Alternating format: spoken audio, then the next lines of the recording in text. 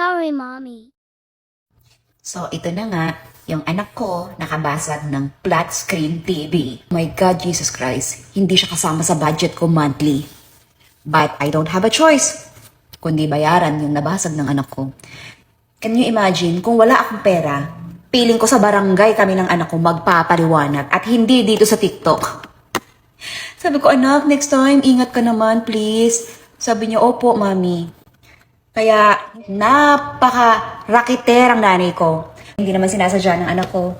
Pero talaga lagi ko na lang sinasabi sa sarili ko, Lord, thank you po dahil binigyan mo ako ng negosyo na magagawa ko kahit nasa ang sulok ako ng mundo at kahit may full-time job na ako. Kasi po, yung mga ibang expenses ko, unexpected expenses. So, salamat sa dropshipping business na bayaran ko yung nabasag ng anak ko.